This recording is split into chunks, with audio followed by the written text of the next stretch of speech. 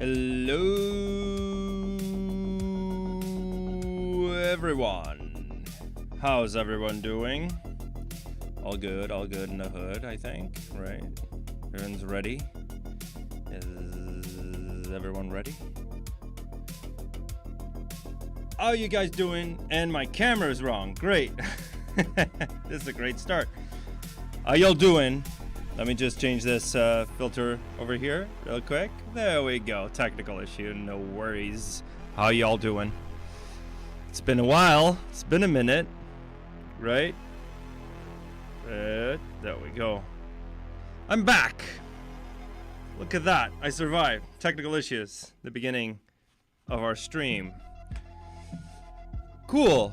I see some people already tuning in for the ZBrush Live Environment Art Workshop, which is my segment here on ZBrush Live, exclusive to the Maxon ZBrush and the Maxon training team channels. Can you guys tell me if the music's too loud? Maybe it's probably a little bit too loud. Let me just push it down a little bit, just a little bit. There we go. You can barely see my face with this tablet over here. Great, so we're back. Long time no see, everyone. So I decided to find some time to hang out with you guys and drink some of that ZBrush tea, you know. And you know me, ZBrush tea means that we got some stuff to show. Like, and I don't mean, this is not a what's new, this is not something like that, but sometimes, you know, like I can dive a little deeper with the features and you guys go like, oh, I didn't know you could do that. And that's always awesome to see, because I see a lot of people in the chat sometimes reacting and going like, we didn't know we could use that and we could do that in ZBrush, and this is what we want to see as well. Let me just push the camera over here just a tad so you guys can see my awesome Gundam over there. No, I'm kidding. It's just so this doesn't cover up my face. Great. So let's get on to it. Let me switch this over here. By the way, before we move on, let me just mention that I have, unless you haven't noticed, unless you're not looking at the screen, look at the screen. I don't have the look up here like Paul does, but I still can capture your attention with my loud voice, like everyone in the office keeps complaining about. Like, oh, this guy just, whenever he's in the room, everyone knows he's in the room. Because that's me, guys. That's just who I am. I can't contain myself when I'm talking about ZBrush. So, one thing that you guys noticed over here is that we have a little QR code on the other side. Sorry, dyslexia. Over here, on this side, you can see a little QR code. So, in case you haven't tried ZBrush, just in case, like, I don't know, like probably you're tuning in, maybe you have tried it, maybe you have not, or maybe you haven't tried the latest features that we've released since the last few years. And this is a good opportunity for you to try it. If you have an iPad, get ZBrush. It's free on the iPad, and you can just scan that QR code to get the ZBrush on the iPad. If you haven't tried ZBrush on the desktop for some reason, you also have a free trial on this QR code. And I'm curious to see how many of you have not tried ZBrush, or maybe are new to the iPad. Maybe you just got an iPad. Maybe you have, I don't know, some iPad for your loved ones, or maybe you have some old iPad laying around and you're like, let me just try this. Let me see how it performs. Let me see how crazy can I get with ZBrush. In that case, you can just scan that QR code and get ZBrush on the iPad, and it's cycling through. It's going to keep cycling as we move on with today's little workshop. Now today, because I'm feeling excited, it's probably the ZBrush tea, guys. Like, this ZBrush tea, I don't know what it has. I don't know how much caffeine is in this, but it's definitely a lot, because I'm getting excited the more I drink it. So today we're going to do something really, really simple, but I want to use this simple project to actually answer a few of your questions that you might have, or figure out workflows and pipelines between our, sculpting workflows and a little bit more technical stuff, like the retopology brush. Let's address UVs. Let's address GoZ maybe. Let's GoZ that into Cinema 4D. Why not? And just try the new UV editor, which just released yesterday, which has been crazy.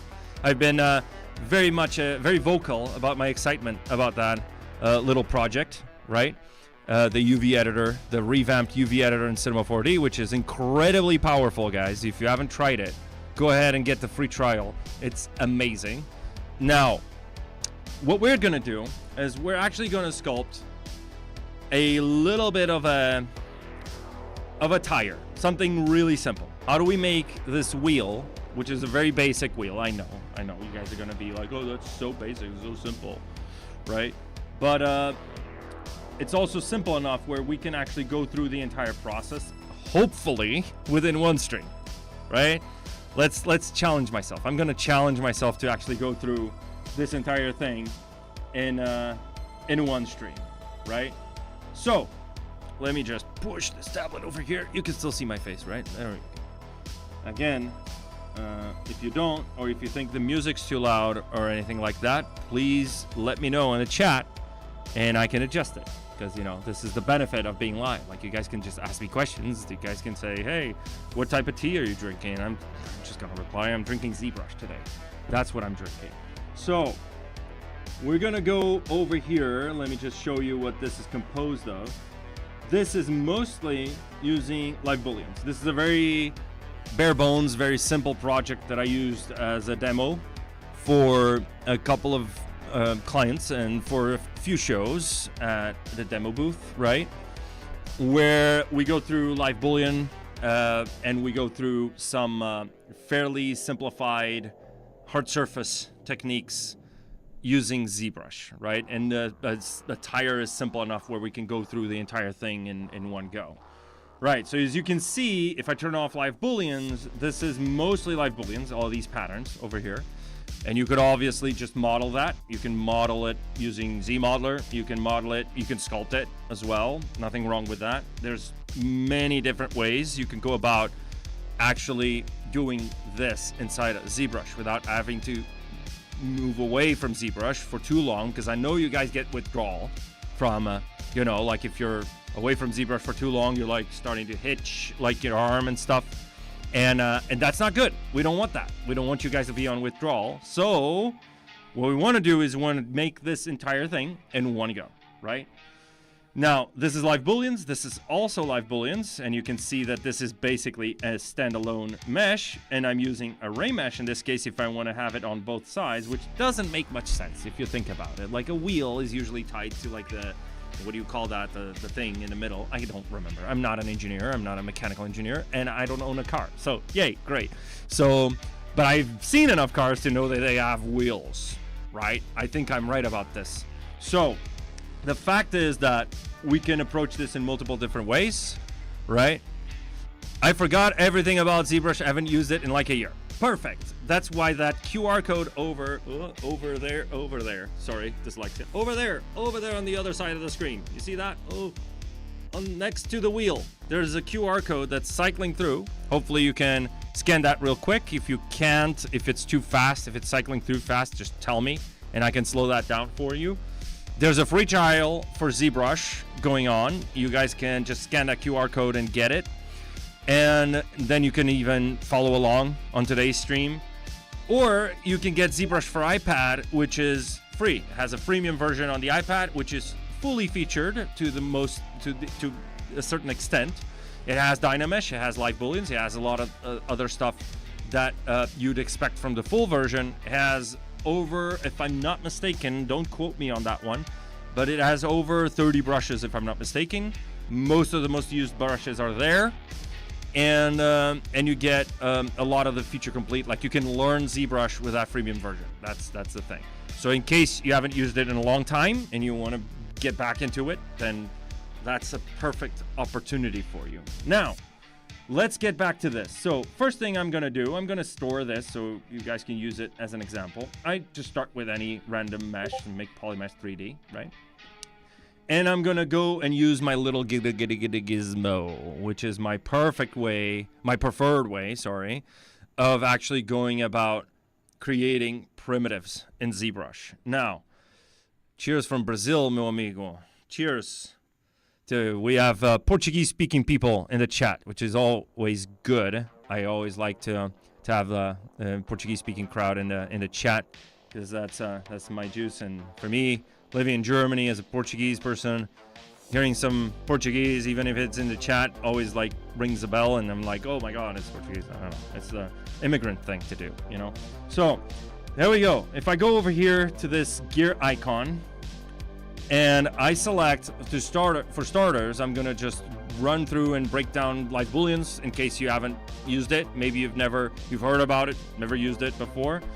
If I go and select the cylinder 3D, let's start with the base of the rim, right? So this cylinder 3D, what I usually like about these primitives is that I can change it on the fly using these cones over here, right? Like with most gizmo deformers, I can make it maybe something like that. I can change the resolution on the fly as well.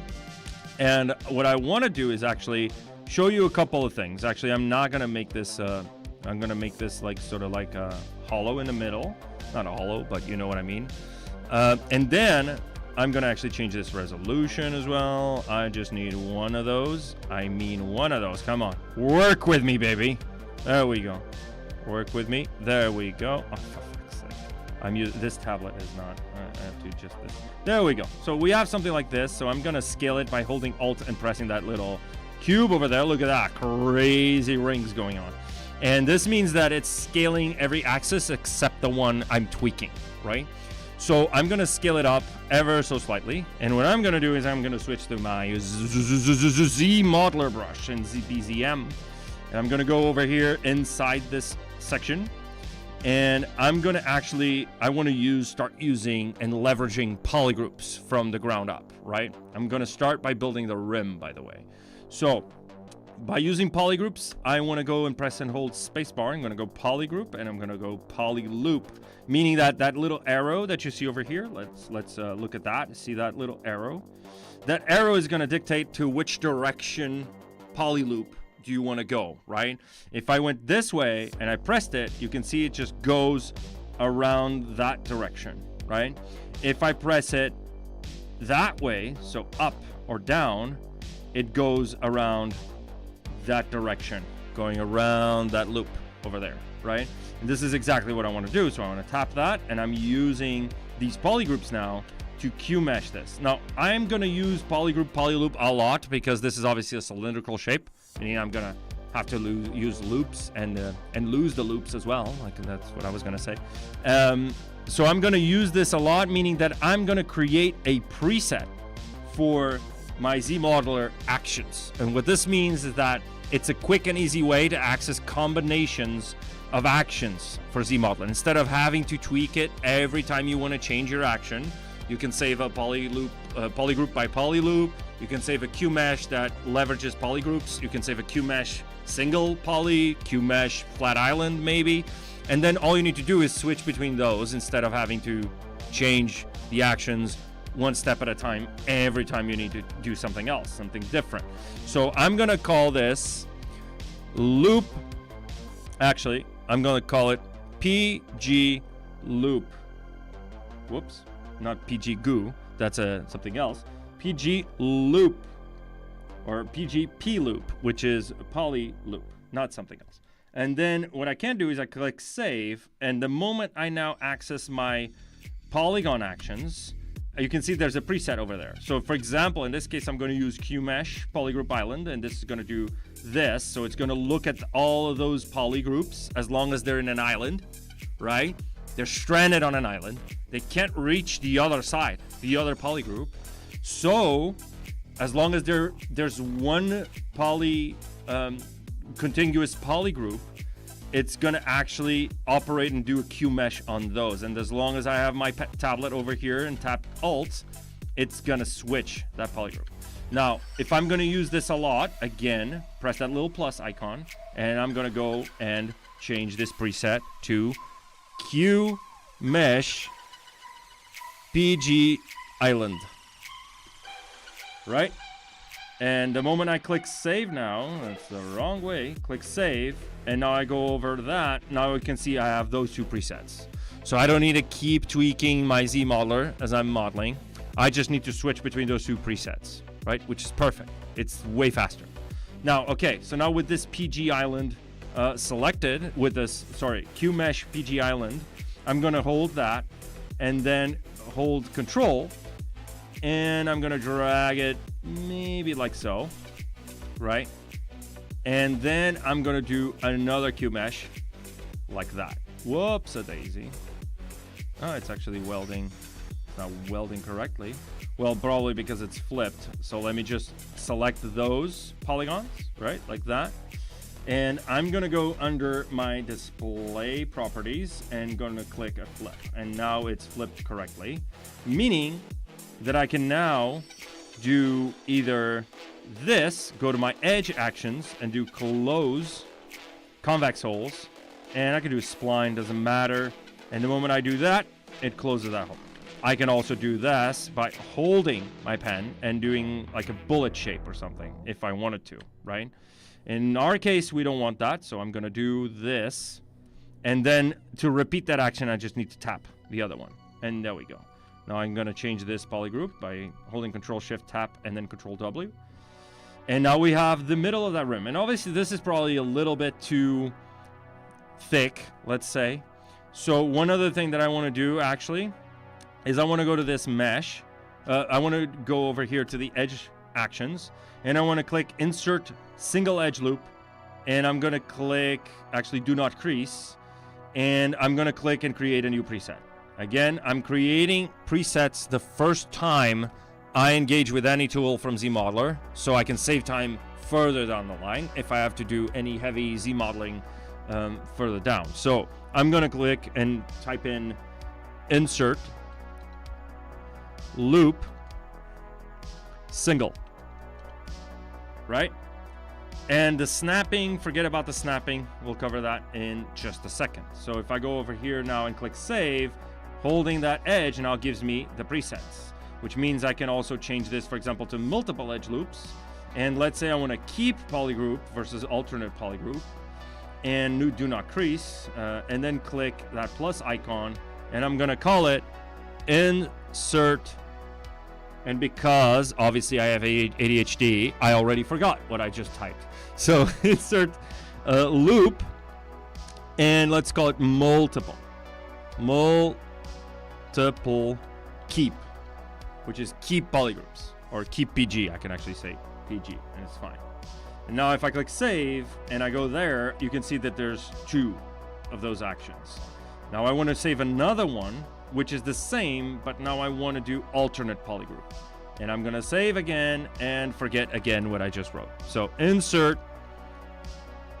loop multiple and alt PG. I guess this works. Of course, then I'm going to forget what alt means and whatever, because again, it's me. You're talking about myself. So alternate polygroups will give you stuff like this, where there's an alternate polygroup in between each polyloop. The keep PG is going to give you this, which is the same thing but without changing the polygroup. And the single is just a single edge loop, right? And if while I'm holding my pen, if I tap Control, it's snapping to the middle. If I tap again, it's going to snap in quarters. And if I tap again, it's going to snap with my custom, which is by a third. By default, for me, it's a third, right? Now, I just want one over here in the middle. And now all I need to do is actually Q-mesh a poly loop going around here. Or I could go to my presets, go to my presets, click PG loop, bada bing, bada boom, and then Q-mesh polygroup island, and bada bing, bada boom. See how fast that was? See why presets are really cool? So doing it again from the start. PG loop, because I know I'm gonna polygroup a poly loop over here, right? And over here, I wanna have the same edge loop over there. And now Q-mesh polygroup island. And I wanna Q-mesh this down until it's a flat surface over there, right? And then if I Q-mesh it again by tapping, it's gonna repeat the last action. And there we go, right? And now we have a bit of a more friendlier sort of rim, right? Cool, great. Now, let me preview this in actual high poly. So I'm gonna go to Geometry, dynamic subdivision. I'm going to turn on dynamic. And this is basically, if you're a Maya user, it's a 3-key or smooth preview or a smooth modifier if you're in 3ds Max, or if you're a subdivision modifier if you're using Cinema 4D.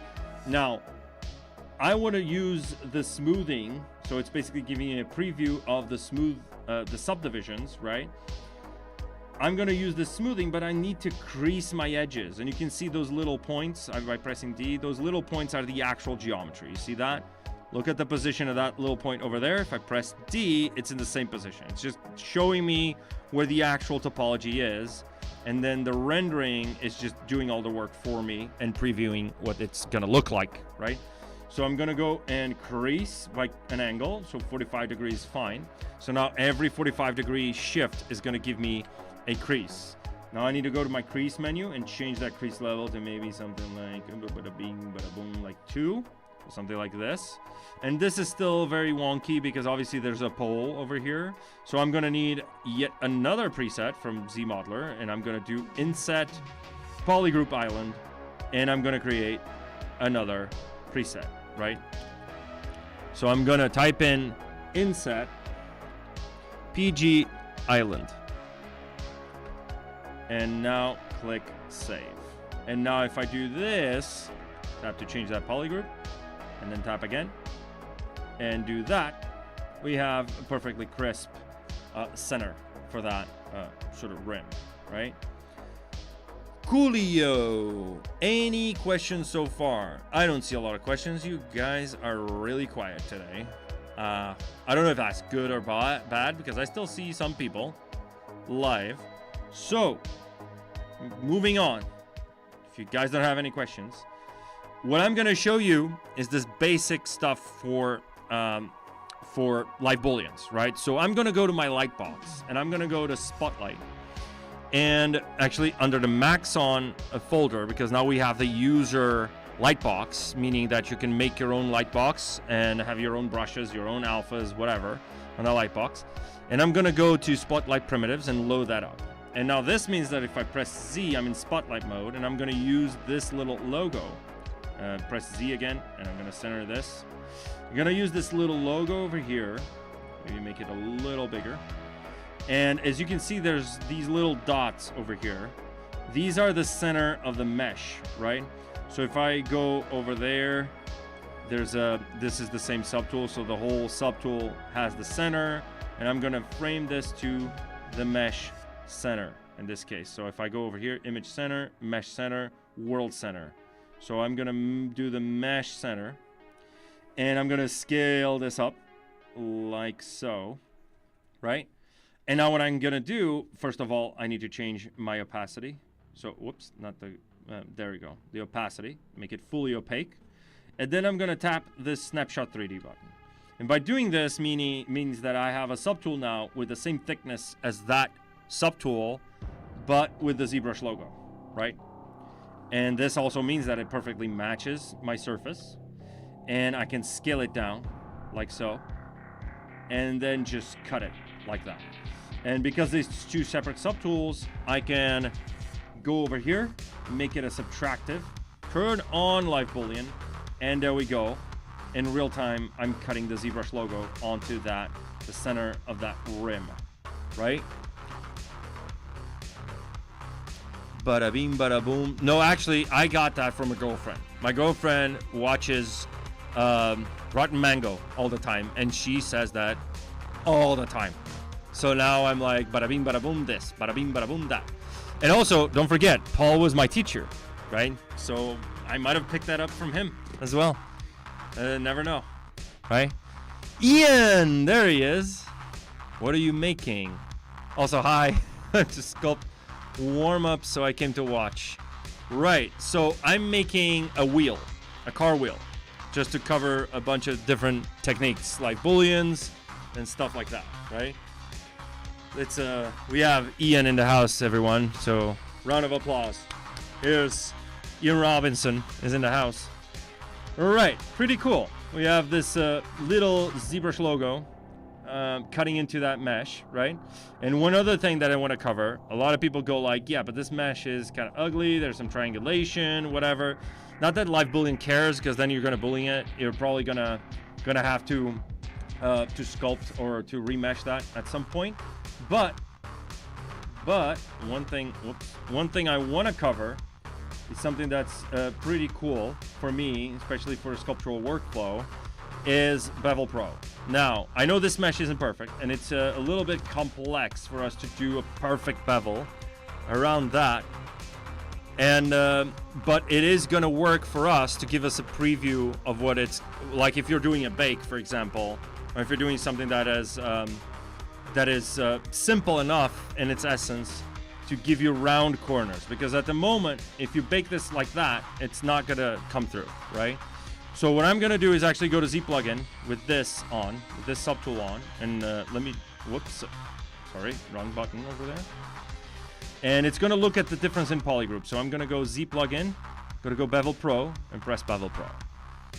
Nice. Oh, don't do that. What do you mean don't do that? Oh, the round of applause? Round of applause for Ian Robinson, everyone. Let's go. Ian in the house. Sorry, buddy. I had to do that. So, I didn't want to be mean, Ian. It's just that it's cool to have you here. So, Bevel Pro is a... Let's go to Twitch. So, Bevel Pro is basically our way of doing complex bevels on very high poly meshes. But obviously, you can also do low poly meshes, right? You can do a chamfer and then activate low poly mode. And what it basically is saying is that every one of these red dots is the resulting edges, right? The final edges after the boolean, after the bevel, sorry. The blue dots are the original corners that you had, the corners between the polygroups, the border of those polygroups, which is what it's looking at.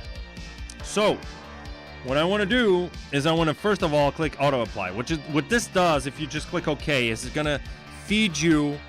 It's going to feed you a live boolean, a subtool with live boolean turned on, and basically the subtractive and the additive all already set up for you, unless you click auto apply. So if I click auto apply, it's going to show you, not only show you what it's going to look like at the end, and you can see it's pretty clean already, right? It's pretty neat already for what we want. But also, you can do chamfer, and once you click OK, this is the resulting mesh immediately, right? So if I do this, you can see that we have some artifacts over there. I'm going to click preview edges, and you can see that's triangulating, right? So if I turn off triangulating junctions, it's going to not triangulate that junction in between the bevel, right? If I turn off triangulate bevel surface, then it doesn't give me triangulation on the bevel, which is exactly what I want for dynamic subdivisions to work properly, right? So turn that off, and now if I do this and click OK,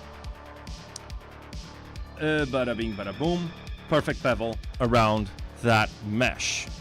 Cool. Obviously, probably it's a little too sharp, so I'm going to do that again in case you haven't followed along. And if you haven't, shame on you. And if you're like our friend, whoops, I forgot your name, Punching Ball Z, great name, by the way. Great name. Our friend Punching Ball Z, which said, I forgot about ZBrush. I haven't used it in like a year. We have a QR code running over there. Oh, sorry, dyslexia again. Over there, right next to the actual ZBrush logo on our document. We have ZBrush for iPad free version. Scan that QR code, get it on the iPad. It's a freemium version. You get it for free. And then you have the free trial for ZBrush for desktop, right? Which includes ZBrush for iPad fully featured, includes Redshift CPU and what you're seeing right now on screen, which is ZBrush 2026.2. Right. So, again, Bevel Pro, where are you? He's hiding from me. There we go. So if I go over here, let's do the same thing. So again, I want to do a chamfer, and I want to first of all click auto apply so I can see what the resulting mesh is going to be. And then I want to go to advanced, turn off, triangulate bevel surface, and I want to make that bevel amount slightly larger. So maybe something like that. And let's hope that works, because again, this is a triangulated joint, right? So before you had the joint where the mesh between the polygroups was triangulated, and now you have a clean sort of bevel which is perfect for baking. So let's do that and wait a little bit. It's using the GPU, by the way. This is one of the few features in ZBrush that it actually takes advantage of the GPU. So if you're streaming like I am, it could slow things down, right? So let's see. Okay, there we go. I guess this works.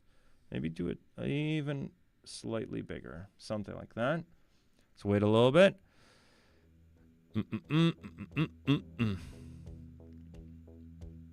Let's go. Give it a second. And actually, we forgot to polish this surface, but I mean, you get the point, right? Again, that's not going to be baked anyway. And then we'll move on to making the actual tire. There we go. Boom, boom, boom. Click OK. And there we go. And now if I turn off solo mode, if I look at it, look at it from the front, there's a slight, ever so slight like gradation over there.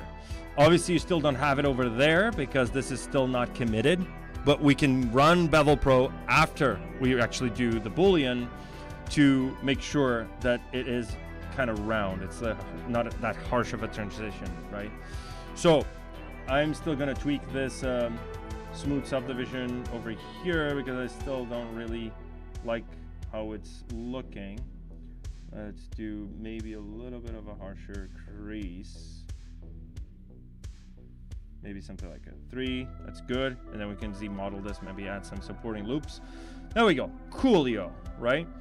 Now, because this is non-destructive, I can change that logo. I can make it bigger, whatever, later down the line. Now, for now, what I want, actually, I could have done this from the start. The other tire that you saw in the beginning was actually, I started with the actual tire, and then I made the rim, right? In our case, we're starting with the rim, and then I'm making the tire. So what I can do is actually extract a mesh over here. So I'm gonna go again with my Z modeler presets, PG loop, handy dandy PG loop, and then just tap that, and tap that.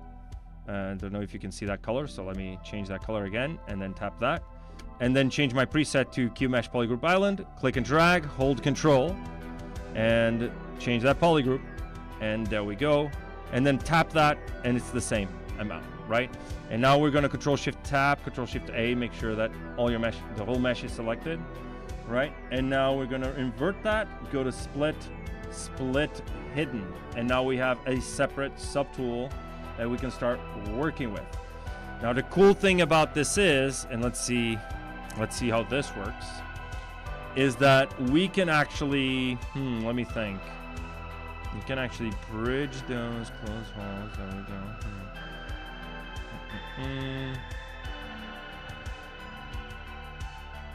Right, I can do something like this. Like so. And do something like that. And then maybe delete. Maybe not this. So I'm gonna run an auto groups. So I'm gonna go polygroups, auto groups. I want to make sure that those are separate. Same thing goes over here, auto groups. And I want to delete that one and delete these two. I'm going to delete those, delete hidden. Let's make sure that they match. There we go.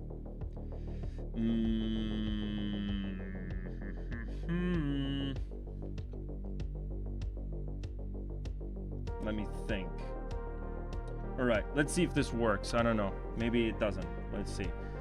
And actions. Close holes. No, it's not gonna work. If I do this, yep, it's just gonna go to the middle. I'm gonna have to bridge this. Whoops. Is it giving me that?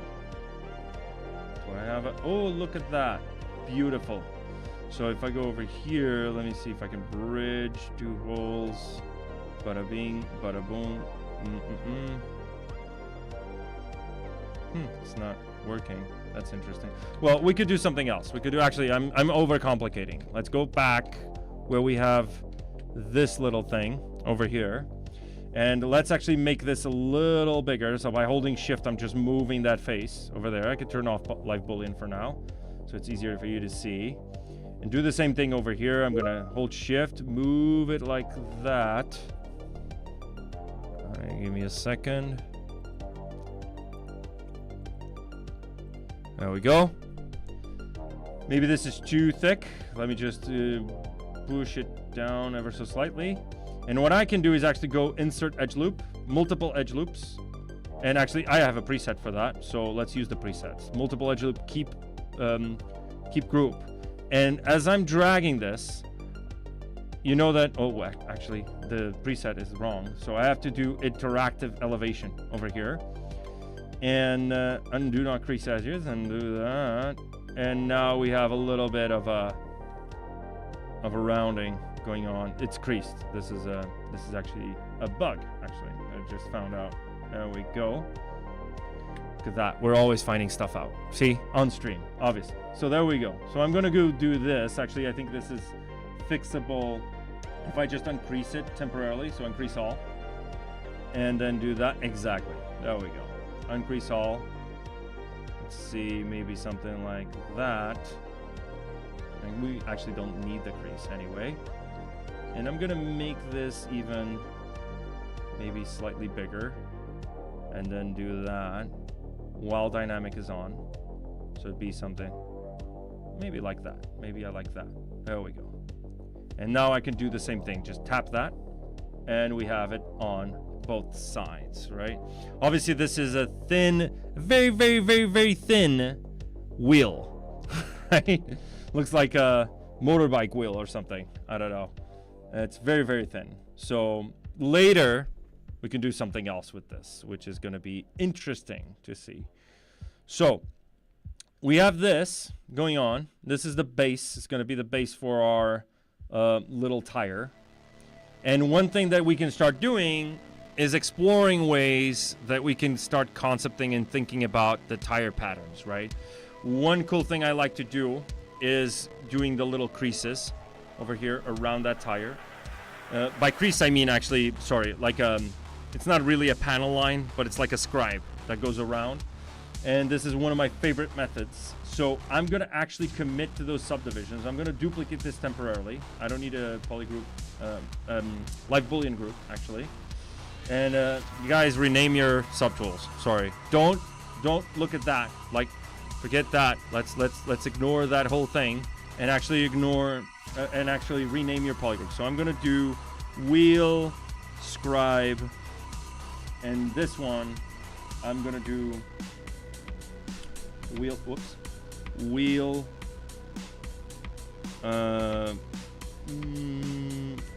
Block out. Let's call it block out.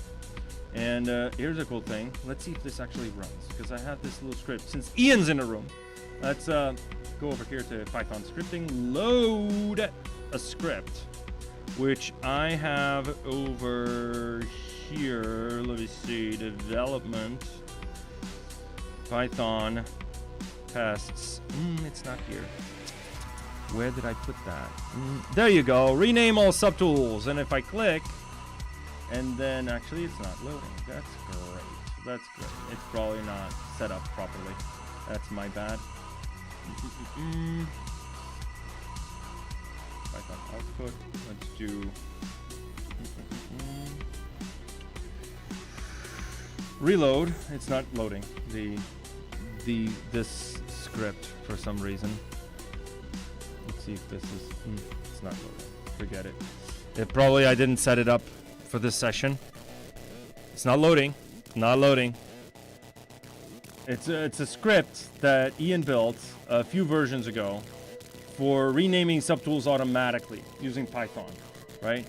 So let me just dock this over here real quick, and I'm not going to open up Visual Code on stream because most people would. Is it under macros? Let's see if it's under. Whoops. You mean like in Z script? New macro and macro clear output? No. Let's just load it again. It's not loading. Doesn't matter. see if it actually loads. No, this is just a scripted window. Classic behavior, display, Python output, and script window. Yeah, forget that. So let me go to macro. Let's see. Delete all. No, it's not.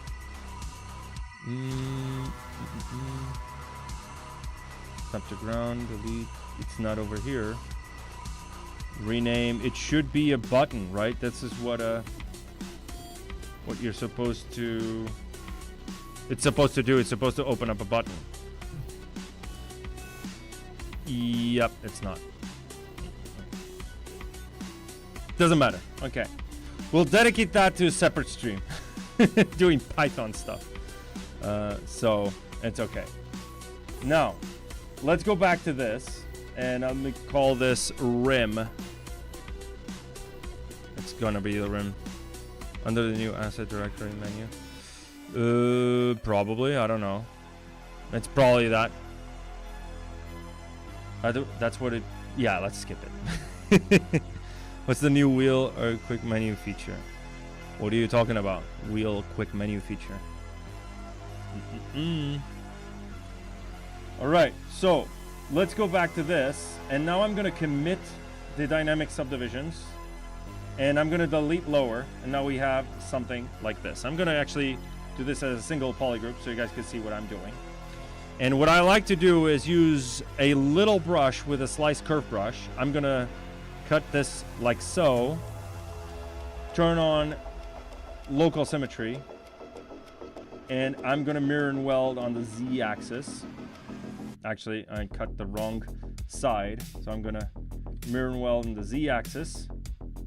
And what we can do is actually go to stroke, go to curve functions, and frame the polygroup border.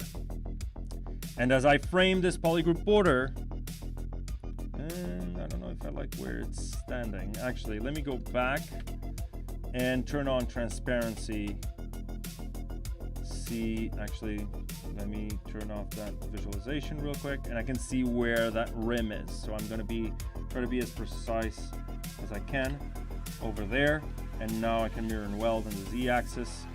And now I can go to stroke and frame polygroup mesh, polygroup border. And now we have a little curve going around that. So I'm going to load a little brush, which is called Extrude Profile 2, which is going to give me some scribe profiles, right? You have to imagine that this is sort of like your chisel, right? So I'm going to click, let's say, maybe I want the scribe 09. And the brush size is going to dictate the draw size. Actually, it's going to dictate what it's going to look like. So now if I tap the surface, ooh, this is too big. So I'm going to push it down to maybe like 13. And now we have a scribe or a mesh that goes around that tire perfectly and perfectly evenly, right? And now all I need to do, because this is masked, let me turn off the transparency so you can see what I'm doing, is I'm going to go to split and split unmasked points. And now I have this as a separate subtool, which means I can go to subtractive, turn on live boolean, and bada bing bada boom, we have a little cut going around that mesh. I think they're talking about Pablo script. Yeah, probably. That's what they're. I saw it where you append a new subtool, select brushes, key to be a custom menu.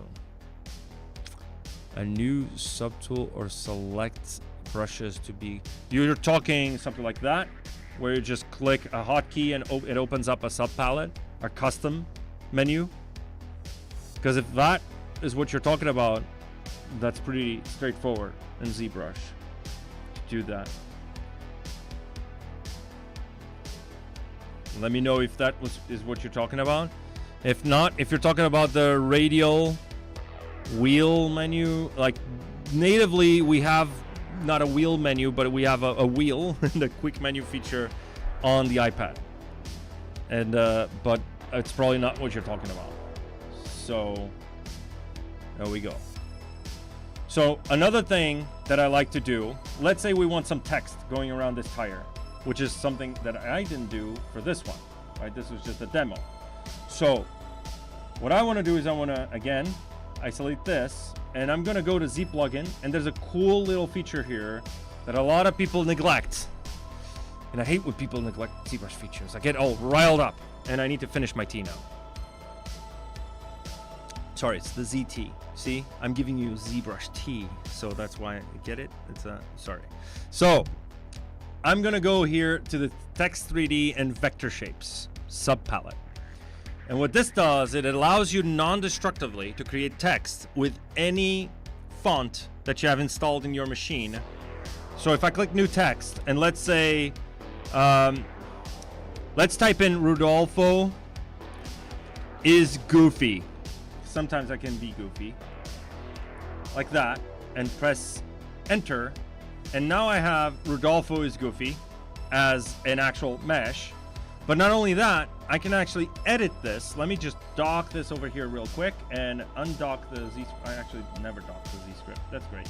So, and now I can change. Let's say I edit the text and I'm gonna say Rodolfo is not goofy, which is a lie, a blatant lie.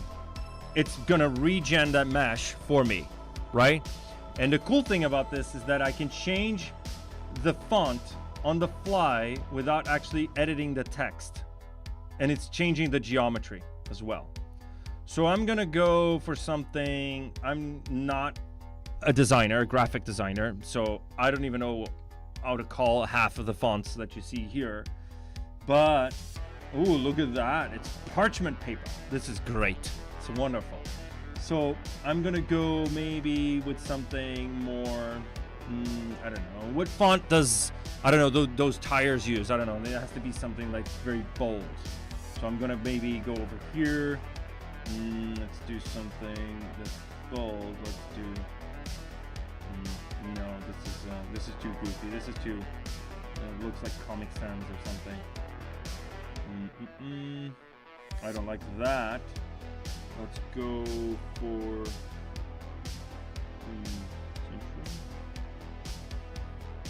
I don't know. Maybe something like this. I don't know. Century Gothic.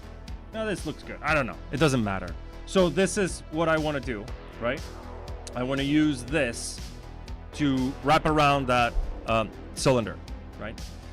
So Rodolfo is goofy. So I'm going to edit this, and I'm gonna actually keep the Rodolfo is goofy part, right? Wingfoot Sons. Great. Let me see if I have that installed. Let me see. So Wingfoot. No, unfortunately I don't have that installed in my machine. Let's try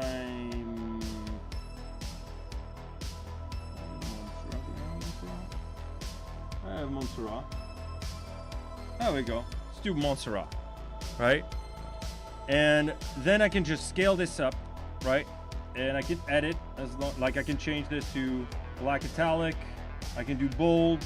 I'm gonna do bold, or maybe I can do light if it supports that. Let's see, extra light, or just italic, or light. Let's do medium, maybe medium and italic. I don't know, maybe italic. Yeah, maybe let's do italic. Let's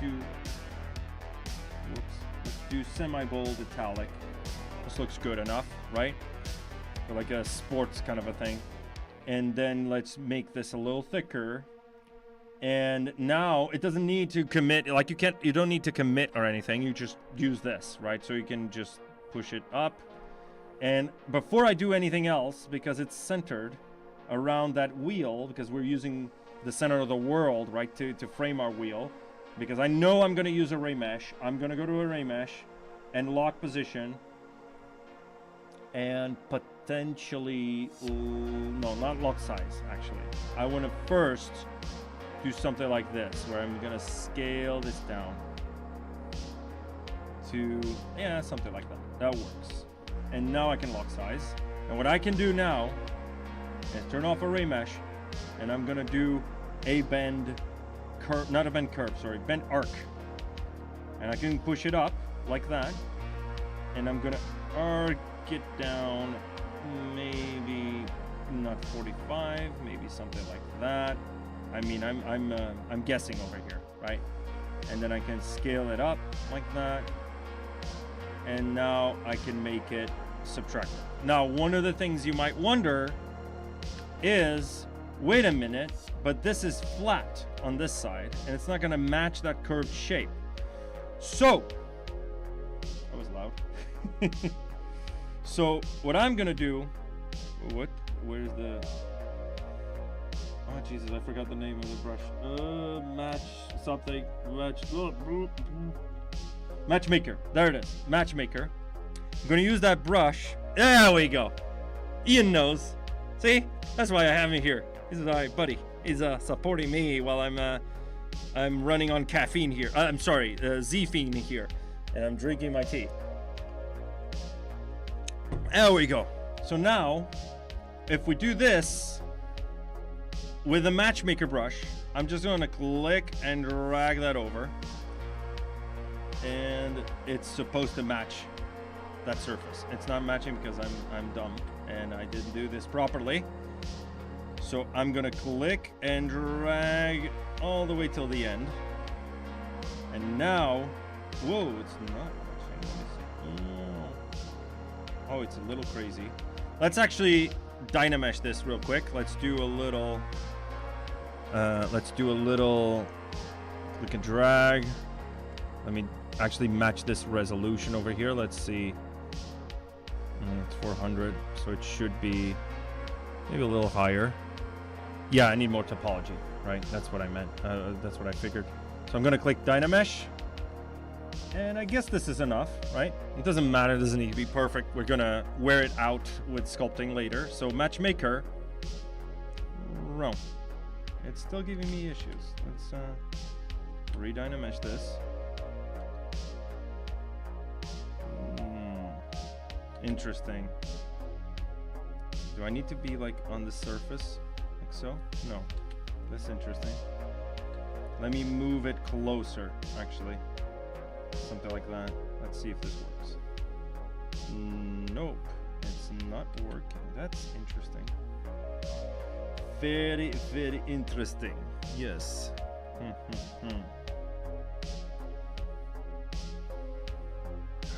That's pretty crazy. That is, it's giving me the banding effect. Z intensity, yeah, probably. Let's see. You see, but basically Ian is my IT at this moment. is basically my IT guy in the background running, troubleshooting. No, now it's too low, right? So, but it was working just a moment ago. That's interesting. Let's do that again, shall we? See that topology? Let's do one poly group just in case. Nope, not matching. Make it closer. Increase that intensity. The form is not active. Not to exit. No, it's cool. Like I actually appreciate the support here because I don't do this very often anyway. Right? Let me actually reset the brush just in case I did something crazy with this brush. Let's do this maybe a little thinner. Let's make sure that it's not. It's actually not working. Great. Its intensity doesn't seem to be the problem. There's some bending happening over here. Let's change this focal shift. Let's do like 0 focal shift. Let's see if this is the issue. Nope. But it's supposed to match that. No, I turned off. Yeah, I turned off the deformer. Let's go back to the topology we had before, Dynamesh. And let's do this with without the. Yeah, it's giving me some weird bending, which is very, very interesting. Let me try something a little crazier. Let's Dynamesh this. Whoops. Let's Dynamesh this, and now let's use the knife curve brush.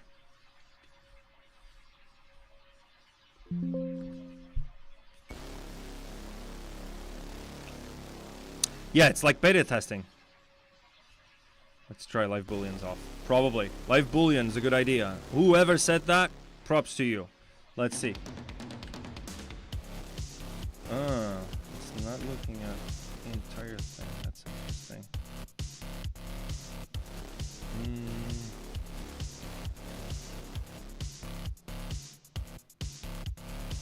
Do I have perspective on? No.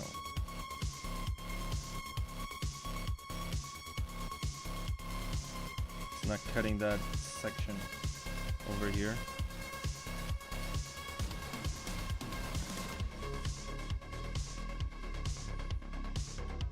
It's not cutting that particular letter. Let me just change that polygroup. It's not. Doesn't matter. Let's see if it works anyway. So, again, matchmaker. Let's see if it works. Oh, there you go. Let's see if it was actually the knife or the live boolean. Yeah, it was live boolean. Congrats to you, whoever. I don't want to butcher your name because your name is very, very long. But it was live boolean, of course. Of course, because this is using the renderer to project the mesh. See, this is, we're doing public testing here, live on ZBrush Live. There we go. So, let me do that with a bigger draw size, and let me do that like that. And now I can move it and see if it actually matches. Sorta. Let me do that again, smaller draw size. And let's reset the brush again to see if it was actually this. Perfect. Perfecto. Oh, look at that. Ooh, look at that. Actually, this part is still giving me issues for some reason. And it's being stupid.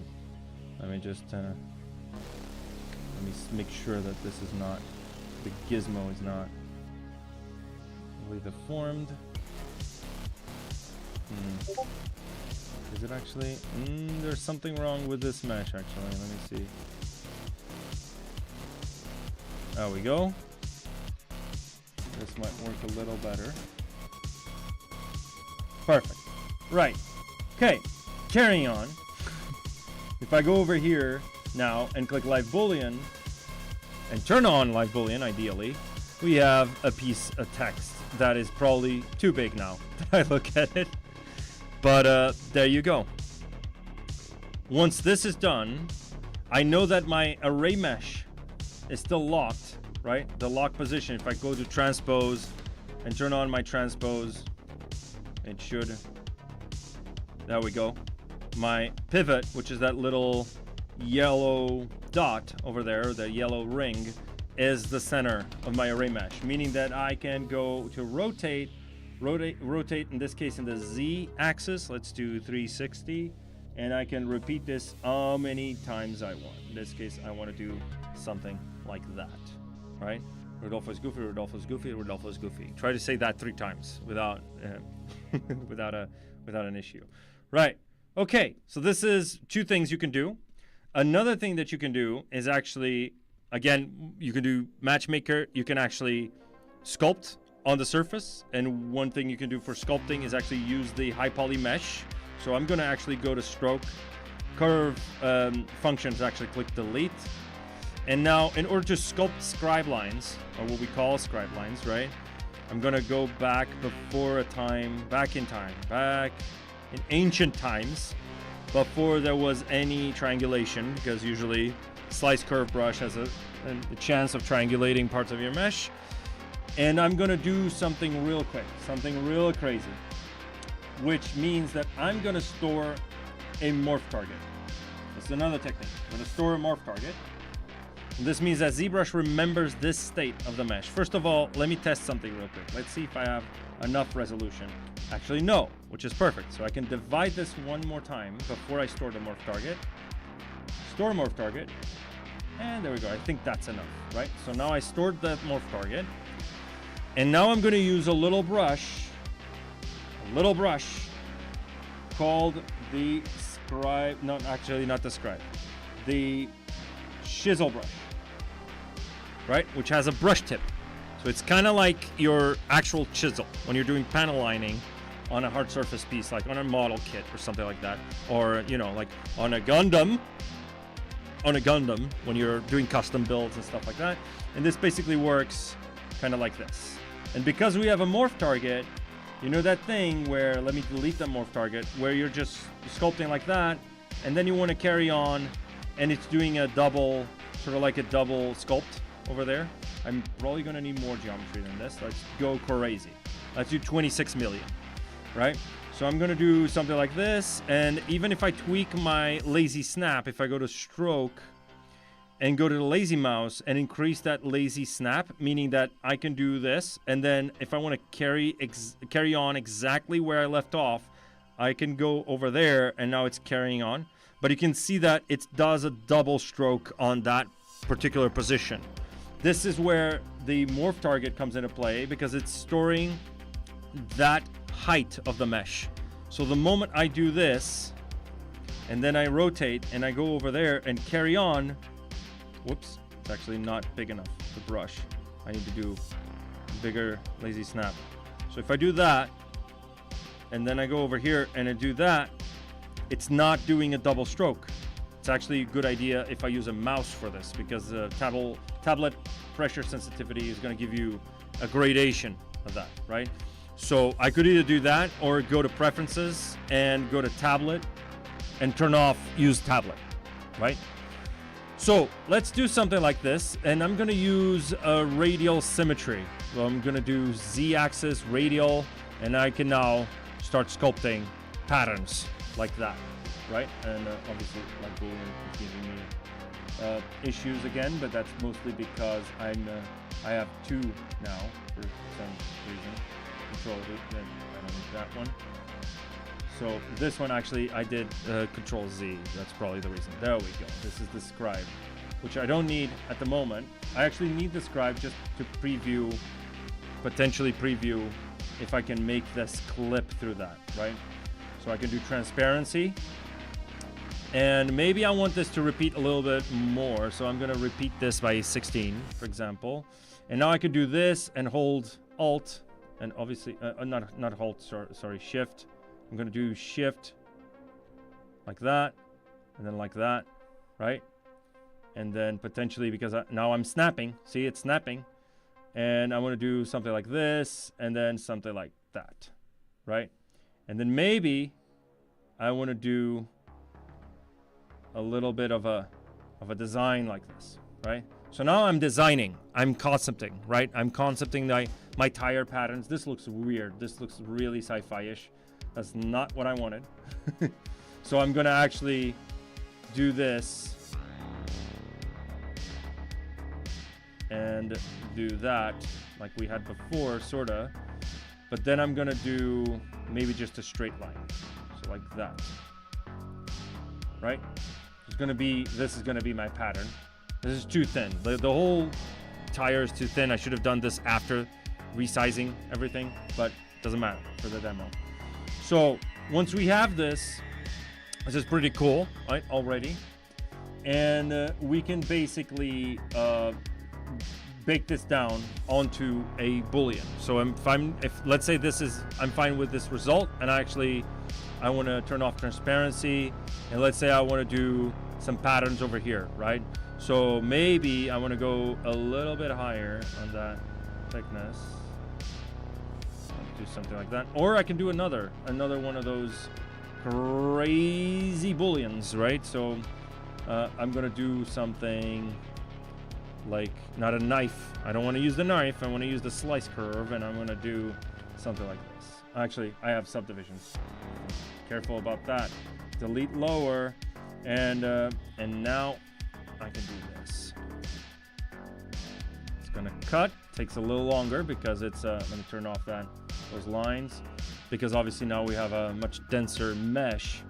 But what I can still do is I can still go over here to stroke, curve functions, frame mesh, and we have that curve. Do we have a curve? No, actually, that's interesting. Let's see. Stroke, frame mesh. Do we have a curve? Let's see. Let me go to my extrude profile tool. No, we don't have a curve. Let's see.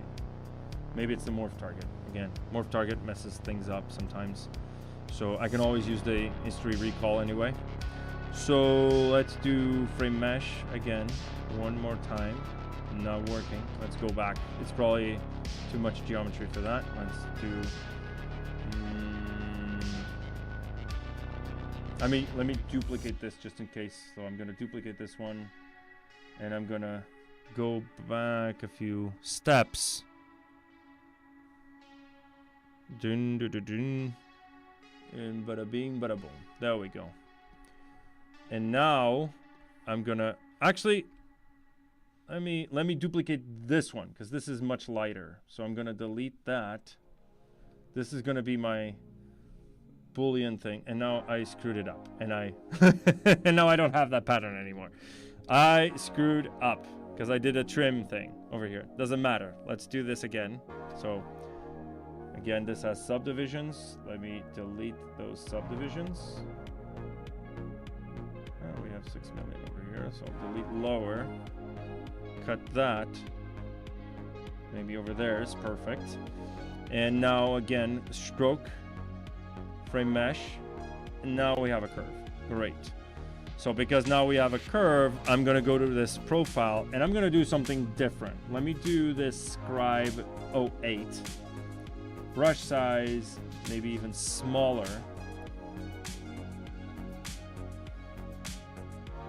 And let's see how this works. So split hidden unmasked points, sorry. And now this needs to be a subtractive. And now we have something along these lines. No pun intended. So delete those. Do we actually have it? Oh yeah, I have an extra tire here for some reason. There we go. Cool. Great. Beautiful. So because now I screwed up, I'm going to duplicate this one, and this is still non-destructive, meaning that there's no cuts over here.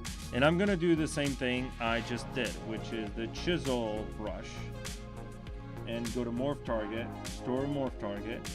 And the beauty of this is that you can actually erase using this scribe,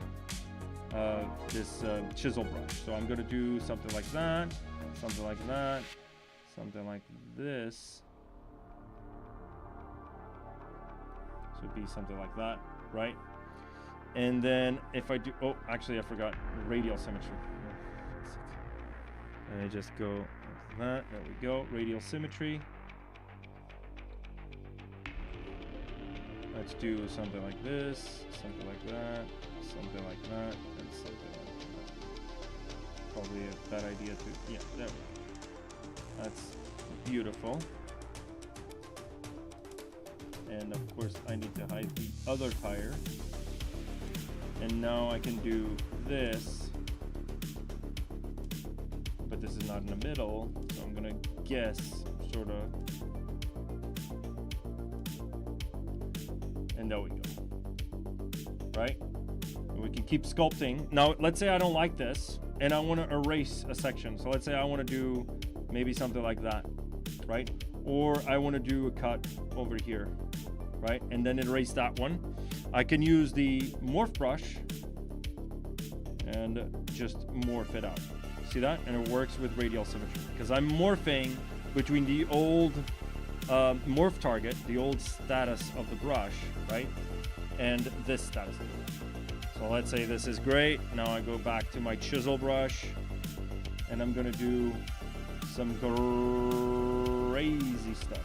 Maybe do something like that. Needs to be sort of the same. So it'd be something like that. I don't know. This is. I'm not a tire designer, guys. Come on, give me a break. So once we have this, and of course this needs to be above that in order to work with the booleans. Anything that's below that is going to affect whatever's above.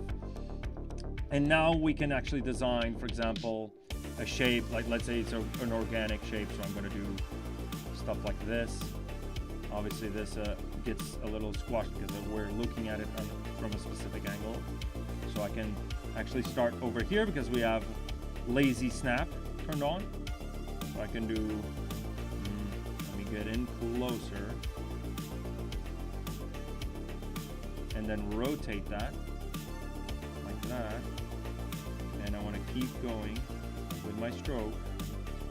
And I'm using, of course, pressure sensitivity, which is not ideal. Turn off tablet. So again, let's go over here. Actually, let's make it even smaller. So it would be something like this. And then rotate, snaps. And this is where the sculpting aspect comes into play. And bada bing, bada boom. So it'd be something like this, right? Where you have that little pattern. Obviously, I mean, I would need more geometry for this, but you get the point, right? Cool. You can use Sculptors Pro as well for that. And this is pretty cool already, right? Now, the other thing I want to do is I figured out this is in the wrong, the wrong side of that. I figured it out before, right? When we shifted to the other side. So I'm going to basically do temporarily, what I'm going to do is I'm going to basically do an array mesh over here. Array mesh, lock position, lock size. I'm going to reset so the pivot goes back to the center. There we go. Why is this? There we go. So it's in the center of that tire. And now I'm going to mirror in the Z axis. And obviously then mirror on the X, because then the ZBrush logo would look weird. And that's sacrilege over here. So there is no trick in ZBrush to continue to stroke once started. Lifted the hand, try to continue. Yes, there is. I just showed that. Yep. It always performs a pit. No, it doesn't. No, no, no, no. No, no, no. Okay? Let me recap that, right? Let's go over here and do that on a sphere because it's simpler, right? And it doesn't risk screwing up my beautiful tire that I just spent an hour making. So let's go to the tool palette, click over here. Let's start with the sphere 3D. So it's very simple, right? I'm going to actually divide this. I'm not going to use Dynamesh so just so it's cleaner, right? The geometry, whoops. The geometry is a little cleaner. Let's go crazy. Let's go 8 million. On a sphere for some reason. Delete lower. What you want to do, well, what you're experiencing is basically this. I don't know if you're trying it while we're here on stream. What you're experiencing is something like, okay, you have lazy snap, right? I have this is not, by default, this is not here. So you'd experience it like that, right? Uh-oh, it's auto-saving. Give it a second. It's auto-saving. There we go. So what you're experiencing is something like this, where you're sculpting, everything's nice, then you want to rotate, and then it's snapping, but it's giving you this double stroke, right? Right? So you want to do this, and then go over there. Okay, you want to close the shape. Great. You're going to go over here. Oh no, double stroke. Right? What I'm telling you to do before you go crazy with your chisels, you start hurting people with chisels. You want to go down here on the tool palette and store a morph target. What this means that ZBrush will remember this surface information. So it will remember where is that brush. You see where the brush is standing on the surface? That's where it will feed the stroke, right? So whenever you're doing this, and then you're doing this, you see, there's no double cut. So even if you want to do a full circle, you can go over here, and bada bing, bada boom. See? No double stroke, right? Like that. And you're not gonna experience any double stroke. I can even just start, crunching this crazy. You see, it doesn't go beyond that thickness in a sense. No, it's not exclusive to chisel brushes. So if I do this with a Damien standard, obviously you need let's turn on lazy mouse. This works with lazy mouse, right? So be careful. So lazy mouse, let's do lazy radius and lazy snap. If I do this, see? No double stroke. Oh, actually, it is doing, but it's because it's soft, right? The alpha is soft. So if I do this, like for example, with a focal shift, It's not going beyond that state. It's just that because it's a soft gradation, it looks like it's giving you a stroke over there. But you can see that in the middle, it's actually just doing, like if I choose a harsher alpha over here, so something like this, see? It's not going any further than that. So see, so let's try and do this with a regular focal shift. So something like this, you see? It's not going beyond that. It's just that the alpha you're picking, and it's super soft, right? The gradation is super soft. Then it gives you the impression that it's actually doing double stroke, but it's not. It's just that because the alpha is super soft, then you're gonna get something like, let's say something like this, and then it's gonna look like, even this one, like you can see, it's gonna look like it's stretching a little bit because there's the soft gradation, it's affecting that fall off. But where in the alpha, like there's a part where it's full white, meaning it's 100% the Z intensity. In that area, it's not gonna go below that. It's not gonna do a double stroke over there. So that is an important detail. So you can use this with whatever brush. You can build your own chisel brush, right? And then just, maybe your own panel line. Look at that, it's a fish. Let's do a little fish. Like, let's do a fish that's like, oh no.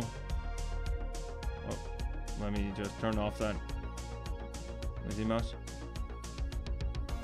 It's a dead fish. Fish in the water. Look at that, beautiful. This looks like some kid drew this on the surface. All right, cool. Is that clear? Like, are you trying it while we're doing this? If you have any more issues, let me know. We're doing public testing here, guys. Like today was all about public testing. Okay, next thing I want to do is I want to make sure this is running on both sides. So this letter and this chisel as well goes on both sides. So I can actually mirror this without local symmetry on, because I know this is running it's on the center of the scene. So I'm gonna go geometry, modify topology, and mirror and weld on the Z-axis. And now we have both sides going. And this, I want to mirror and weld with local symmetry turned on, mirror and weld. Bada bing, bada boom. And now the same thing goes for this, the letters, where this, there we go.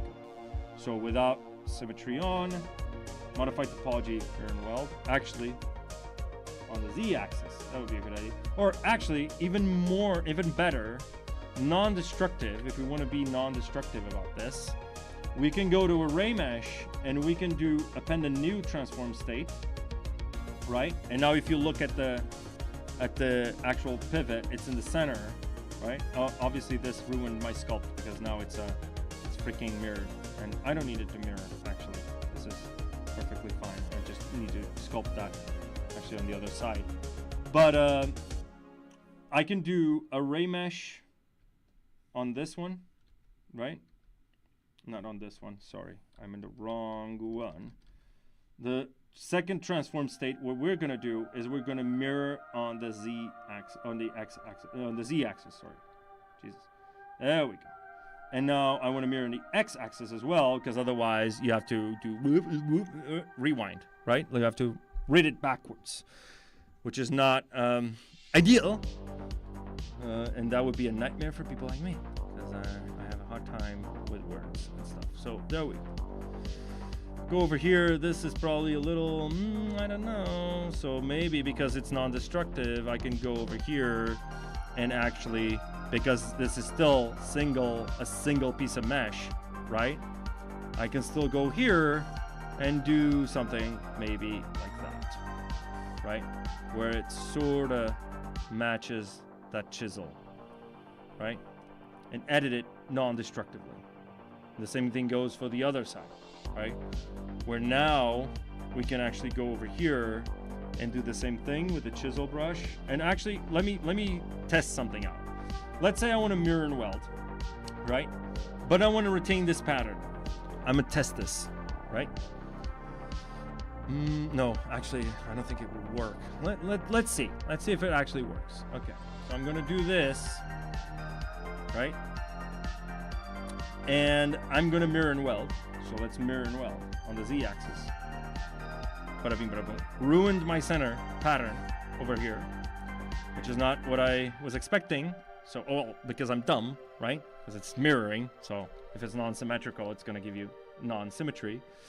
But what I could do is actually two things. One is I want to go back in time, a time before dinosaurs, where we had no sculpt. Control and tap that undo history. Go over here, and now what I want to do is I want to make sure that this is flat. This section in the middle. So I'm going to mask that, flip that, and now I'm going to go to project and project history. And let's wait on it a little bit. Let's just give it a second, guys. Give it a second. My caffeine is running out, so I'm slowly down. I'm becoming more slow motion. So there we go. It's not perfect. Again, it's also because of the distance, and also because of this. I want to make sure that it's polished as well, right? So I can actually run a polish. This is super high res, by the way. This is 6 million polygons. It's not crazy high res, but for stuff like this, it takes a while. So bear with me. I'm gonna polish by groups again, and maybe with radial symmetry, Z intensity all the way to 100, and doing something like this. And now go back to project. Just because of the topology, right? Because you can get pretty crazy topology over here. And I'm gonna go to my subtool again, and I'm increasing that distance ever so slightly, project history. And now it's gonna take a little long, probably like 10 seconds or something. Let's see. Oh, it's gonna be more. Of course I had to jinx it. There we go. It's gonna be like 20 seconds. Ooh, thank you. Oh, look, it's Heather. Hi. Let's see. Okay, so it's flat, and it's nice, and it matches this exactly, but only a small portion of it, because I masked that other section, right? So now what I want to do, because it's flat, right? What I want to do is I want to go back in time again, and go back to a time where I only had that pattern, and control tap that, and I'll go all the way back to the future. No pun intended. And just project history again. So now if I project history, with that mask still on, it's gonna project the details back from before we did the mirror and weld. It's basically projection. Instead of duplicating the mesh and doing all these crazy things, imagine this mesh has like 20 million polygons, 40 million polygons. It could be very, very slow, especially if you have multiple meshes, multiple subtools on your stack, right? So now all of a sudden we're back with our little pattern, and we have the patterns on both sides, and it's mirrored, meaning that there's the same topology on both sides, right? And we have this going, right? And I don't know if this looks like a motorcycle, probably. So I might need to change my references here, guys, because I was not planning on doing a motorcycle wheel. It's too thin for like a car or something. But this is the gist of it. Now, the second thing that we want to do is work a little bit more on the rim. And I'm going to ask you to hold on for 5 seconds, because I need to use the loo. All right, and by loo I mean bathroom. I just thought it was funny for me to use since we have someone from Britain here, and like from the UK in the chat. I felt it was an interesting take there. All right, I'll see you guys in just a second. I'll leave you with my little start screen, and I'll be right back. Sorry, that's too much noise.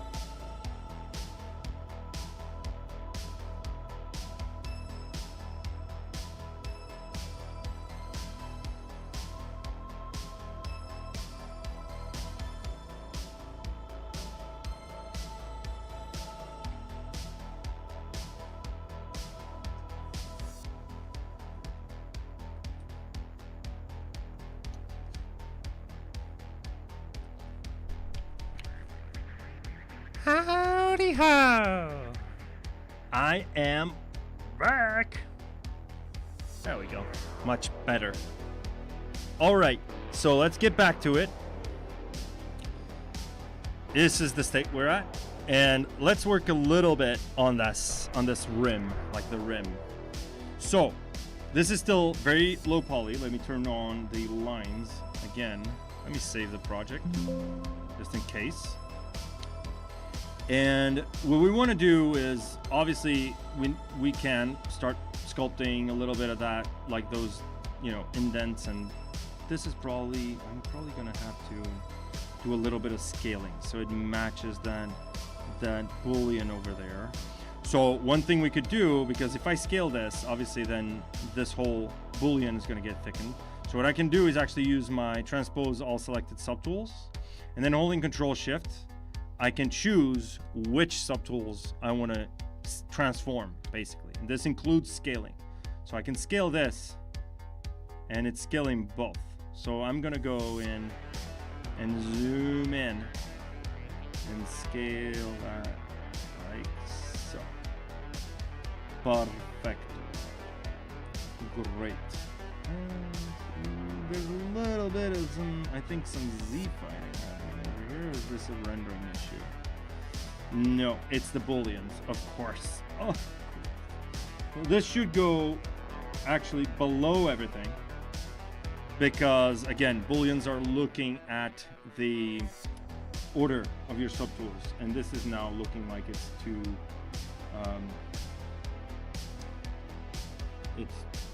thick, probably. So I'm gonna go again to transpose all selected subtools, scale it down a little bit. Works, I guess. Scale. Oh, perfect. Right. Right. So what can we do for this? Right. We could use array mesh. Right. We could use ZModeler. We could ZModel this whole thing, right? Circular sort of shape. Or if you have an alpha or something like that, right? Or even better, what if we want this logo to be, let's say, to weld perfectly like this? So let's say I'm duplicating this logo. Let's just try it out. Like I'm concepting here, right? So let's do a little bit of some scaling. Scale it down a little bit, scale it up, like so. This is sort of what Henry Cervenka has on his car, which is our pro project, right?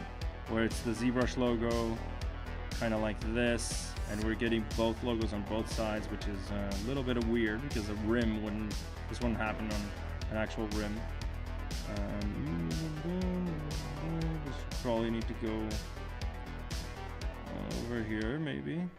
This in order for it to make any sense whatsoever, right? We could change this shape anyway. So I'm going to scale it down.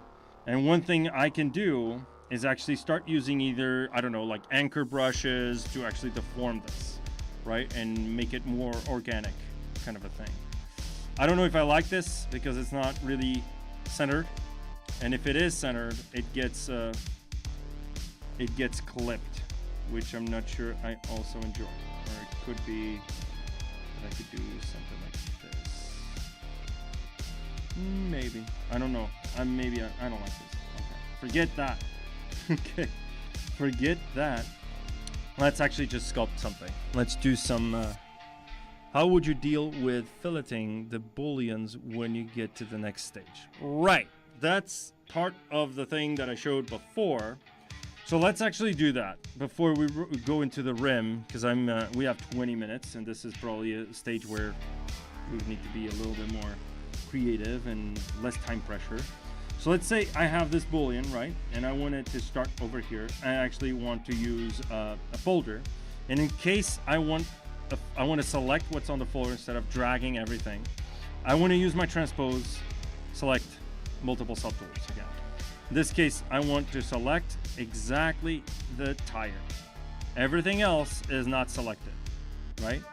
So that means that now if I click new folder, while this is active, you have to have the pizza box over here, right? Pizza box is king. If you have this turned on, and you click new folder, ZBrush is going to say several of the visible subtools are currently active with multi-transpose.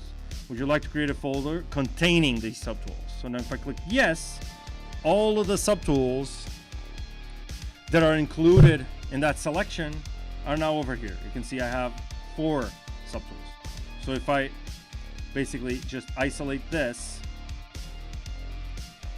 folder over here, this is all it's getting, right? There's some issues there with sculpting. I guess I sculpted that by mistake. Doesn't matter, we can fix that later. But this is what we're getting, right? So now I can Boolean this, and I'm going to Boolean with dynamic subdivision. I'm going to check if this resolution is good enough. So I'm going to go in and see if I add dynamic subdivision is actually, it looks better even with a couple of subdivisions. So I'm going to go, let's see, a couple of subdivisions is good. And because this is already 63,000. So maybe something like that. I don't know. I guess this is more than fine, I guess. Let's see if it's not too heavy. This one as well. So press D to enter dynamic subdivision mode. And I want to do maybe a couple of divisions here. And then the same thing goes, maybe I don't want a couple, I just want one. It can be a little faceted, it's not that big of an issue. This is just so I can showcase it to you and it's faster. This is the letters, so I'm fine with this. And this is the cut. I guess we're good, right? So now I'm gonna press that little gear icon and I'm gonna click Boolean with dynamic subdivision. And I'm gonna wait for it to do its thing. It's gonna give me an extra subtool with that Boolean. Finishing up my ZT. ZT. Let's see what the result is. What you're talking about is because the resultant Boolean is going to have obviously very harsh edges, and that's not good for baking, which would be the next stage, right? This would be the stage after I model everything, after I finished my concept, right? This is not finished at all. Maybe I want to change things up. I want to play around with it a little bit more. So obviously this would be something I would think after that stage. But since you asked, I'm going to show it. So let's see. Okay, there we go. And we get this U-mesh, which now has committed booleans, right? And you can see, well, there's that little issue over there, which is the problem with the actual boolean itself, because I sculpted inside that boolean. So I'm gonna see if that's the issue. Yeah, it's the issue with every single. Let's do this on a radial of 16. That's what I had before. And let's actually do that and grow this selection. Or actually, let's select this one and go auto groups. Go to polygroups, auto groups. And now select this one and Control-Shift-X to grow. And now I want to deselect those. Right? Control-Shift-Q. And we get that whole polygroup, which is exactly what we want. Control-W. Great. So now it's the same polygroup. This is important because Bevel Pro is looking at the polygroup borders, right? So what I want to do is obviously this one, for example, it makes no sense for me to have this as a separate sort of polygroup. So I'm going to click this, Control-Shift-X, Control-Shift-Q, and Control-Shift-Click that one. Click that one. And why is this all weird? That's interesting. Probably the stroke type is giving me this weird. And you can also see that it committed the array mesh as well. So you don't need to actually commit the array mesh before applying the boolean. Right. So I'm gonna hide that one. Control on that one as well. There's another one over there. Like that O was just an issue. Overall, like that one. There's a D over here with an issue. It's because my stroke was not, this is replicated 3 times, and I did an 8 or 16 stroke, which is not divisible by 3. So then it gives you that little issue. So Control Shift click, and now Control double. And now we don't have a border inside that, you know, that little boolean over there, right? And it's Dynameshed, so obviously the resolution is not the best, but it doesn't really matter. We were just testing out stuff. Right, so what I want to do now is, obviously this sculpted part is already sort of filleted, right? Because it's really just sculpted on the surface, right? But anything that's booleaned, it gets you a polygroup border and triangulation. And this is not ideal if you're retopoing and then you have this at a 90-degree angle with your retopo mesh. In some scenarios, in this scenario, I think you'll still bake because it's sort of round. It's not perfectly flat, right? Like if you look at this profile over here, well, actually here it's kind of flat, but it's still curved slightly, especially over here. And this will bake you the normal, if the normals are smooth on your final mesh, right? Your baking mesh, then that's not going to be an issue. But for some reason, let's say you have a pattern drawn on a shape or a retopoed shape that is absolutely flat with hard normals, right? Then, and you lock your normals, then that's going to be an issue for baking, right? So what you want to do is you want to go over here, Z plugin, Bevel Pro, click Bevel Pro. And you're going to get the ability to bevel any mesh at any resolution, obviously depending on your machine and your GPU mostly, because this is running the GPU. So it's going to be a little clunky for me because I'm streaming. Okay, so be warned. Thread lightly. Be warned. Okay. And let's see if we can finish this. No more tea. It's taking a little bit longer. Again, I'm streaming.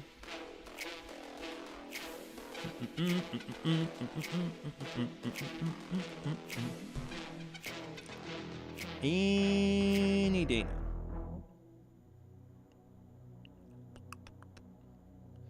Yeah, being, streaming using the GPU, and then this is one of those features that uses GPU. So there you go. So anything that has a polygroup border has the potential to be beveled, regardless of topology, right? So there's obviously an issue here picking up that polygroup. Like if you go to our original mesh, there's supposed to be a polygroup there.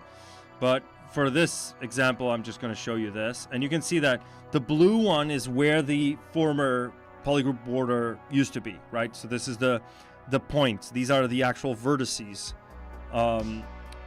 that were there before. And this is the resulting vertices after the bevel, right?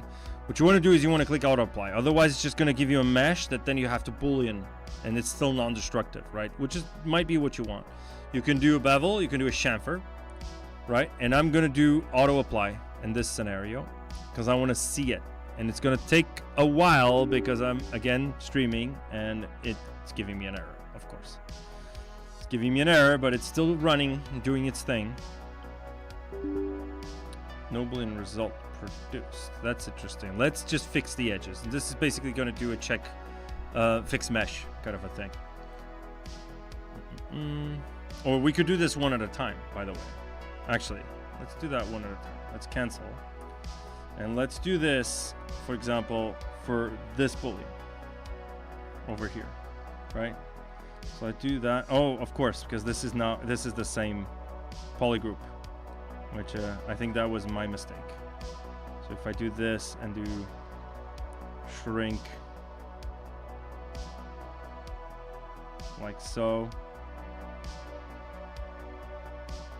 there's a way we could do this, but I'm not going to spend too much time on that. Let's just do this one over here, right? So let's mask this off. That's number one thing you want to do. Mask this whole thing off. Turn off that line because it's confusing me. and invert that mask. So now Live Boolean, or sorry, Bevel Pro is only going to look at whatever is unmasked. So if I click Bevel Pro, the only things that it's going to try to remesh things and create a Boolean, a bevel, sorry, Boolean bevel, it starts with a B. And it's the part that is unmasked. So that might be less resource intensive in this scenario, because we're talking about a mesh with a high poly mesh. There you go. It was faster loading as well. So this is the only part you see that is displaying that bevel, right? So I'm going to click auto apply, and right away, straight out of the gate, you'll see that it gives you like this flat bevel around that surface.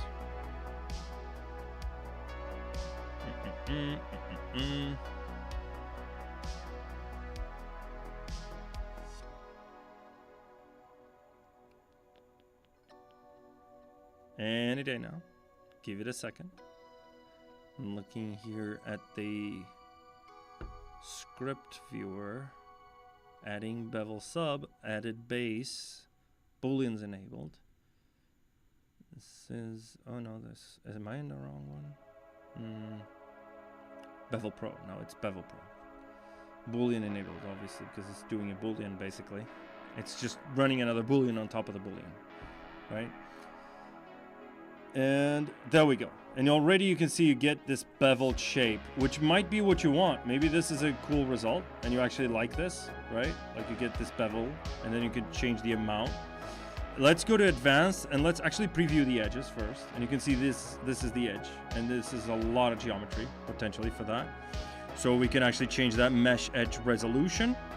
We can actually not triangulate the bevel junctions. Well, in this case, we actually want that. We want this bevel amount actually to be maybe a little small. So 0.0 half, like half of that. 0.0 half, that's gonna be our new measurement unit. 0.0 half, guys. So let's wait on it a little bit, and then I'm gonna do a chamfer and then apply that. So I want it to be round, right? Round. Let's see. I would say this edge resolution is better for chamfer. The more resolution, the rounder you're gonna get that shape.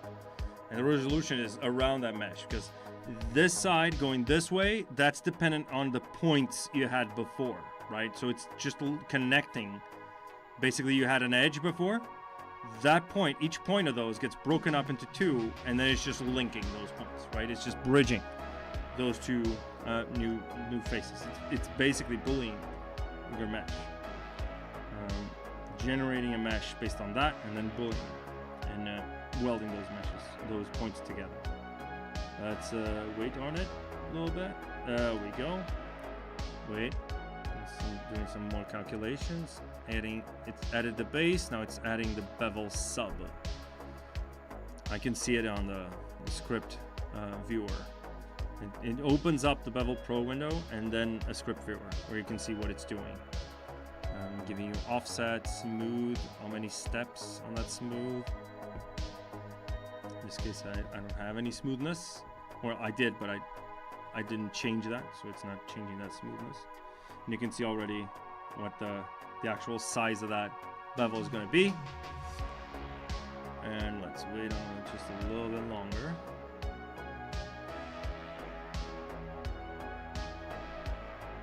Whoops. My bad. And there we go. And now we can see that it's basically a smaller bevel, right? And we want to do this with a chamfer. So now with the chamfer, it's going to get around, like a round shape. Let's hope it actually works, because there's some weird topology over here because of my sculpt, right? So let's see. Because it's just going around, it's probably going to, anyway. And even if it doesn't, we can actually just go there with a sculpting brush with radial symmetry and just smooth it out a little bit. Maybe with Sculptors Pro at a very small draw size, because you're going to bake that anyway. It doesn't really matter, right? It doesn't need to be absolutely perfect. If you want it to be perfect, you can. It's just that it takes a lot longer. And we're almost out of time, guys. That's another thing. Of course, I couldn't finish a wheel in one stream. Again, this is good. I'm not complaining. whatever questions you have, throw it at me. That's what I'm here for. So not complaining. Any day now. There we go. It's finishing up that. Got one Boolean result. There we go. See, this is what you're getting, right? And if I turn off that preview edges, this is what you're getting. I'm not perfect over there, but that's also based on the topology that you're getting from each side, right? So you're getting that round, like crisp shape that is not absolutely sharp, which is unnatural. If I click OK, it should apply that Boolean.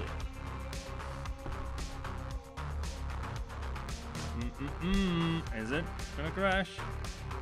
Guys, I'm streaming. It's the issue. I'm streaming, and this is very much GPU intensive. Yes, so it depends, right? It depends on how small or big you want the bevel to be.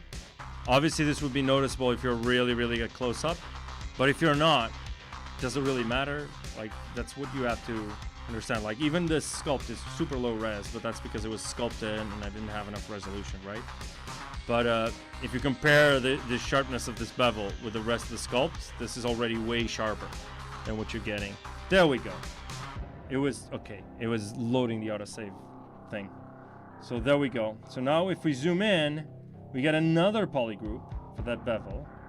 And this is important. If you're doing this using Bevel Pro, oh, I'm triangulating the mesh. I didn't want to triangulate. But if you're using Bevel Pro in a low poly mesh, which you can do, you can enter low poly mode with the chamfer enabled. You can use this to bevel any shape, like your Z modeler shapes, like whatever, right? And this is pretty cool for then if you want to bake and catch that highlight over there on your bake, right? Right, cool. So next steps would be, again, to do the rim. So if we want to do this, right? And that rim, I can actually either model this. I can actually go over here with my presets, insert a single loop, something like that, right? Maybe I want something like this, or maybe I want to inset that entire edge loop complete, and do something like that. Obviously, this is not giving me what I want, so I'm gonna actually do another. This is too small, so I'm gonna do maybe something like this, and then PG loop. And again, we're using presets. It's the fastest way to go, right? Now I'm doing that, and now I have a little bit of a lip over there, right? Which might be what I want. If it's not what I want, then I can change that as well. I can actually go over here. No, actually, let me just change that like that first. Insert over there, and insert over there. PG loop. Q mesh. Oops.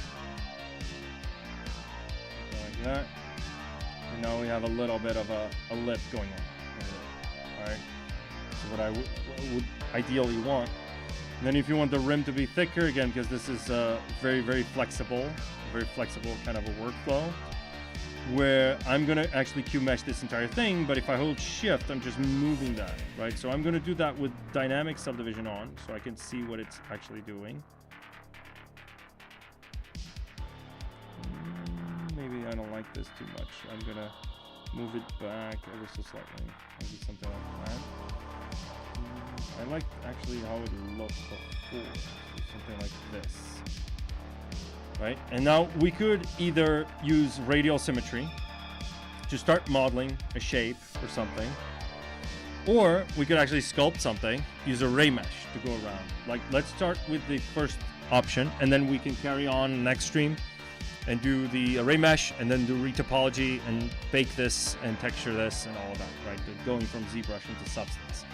So let's go and insert a loop single. I hope I don't go too much overboard. It's already 8 p.m. my time, so let's do a little bit of a, oops. Let me just go ahead and do symmetry on the Z-axis first. And I want to do something like that, right? And now I want to do radial symmetry. So radial symmetry actually on the z-axis as well. So now I want to do maybe, actually, how many loops do I have here? I kind of forgot. Jesus, I absolutely forgot, which is not a good, that's not a good idea to forget your, let's do cylinder 3D. But this cylinder, this is not the same cylinder. Yup, I screwed up, guys. Forgot my loops. Let's see, so we have 1, 2,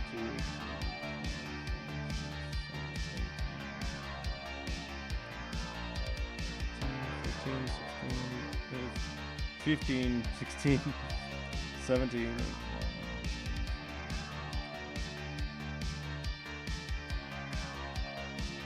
9. Oh, okay. That's interesting. Let's see how this works. This is the amount of, yep, this works perfectly. So now all I need to do is actually divide that by half, which is not an even number, right? So it's gonna be, nope, not 18, that's 15 actually. Let's go and try 15.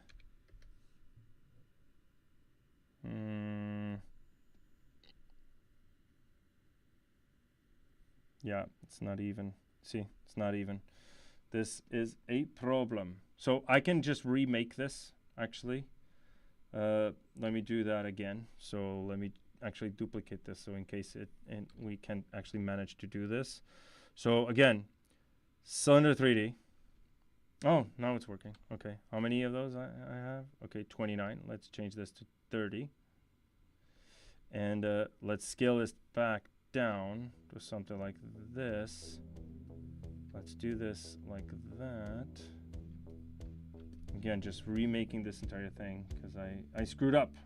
I have to plan ahead when it comes to hard surface. Never, never, never forget that.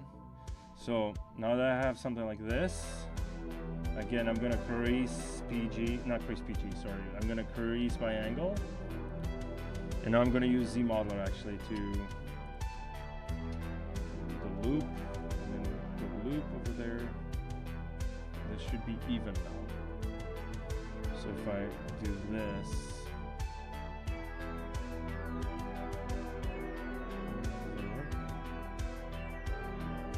we have 30, so that means now I need to have 15.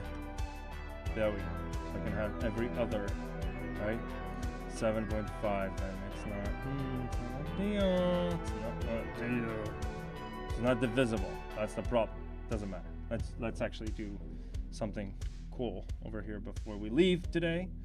And I'm gonna insert an edge loop over there, like I did before, right? And now polygroup polyloop. And when I'm gonna do Q mesh polygroup island, bada bing, whoops, bada bing, bada boom. I kind of forgot about this side, so snap, actually, let me snap this exactly in the middle. It's a good idea. Control to snap, right? ZModeler. Then not polygroup, not Q mesh, but polygroup polyloop. And this, I only needed to snap over there. And it still remembers my Q mesh, so I'm gonna go Q mesh polygroup island. And do that, and then tap. And now we have the rim over here on this side. And now I can crease it again based on angle. And now what I want to do, because that's why I have this polygroup, is hold control for this. Turn off live bullet so I can see what the heck am I doing. So something like this.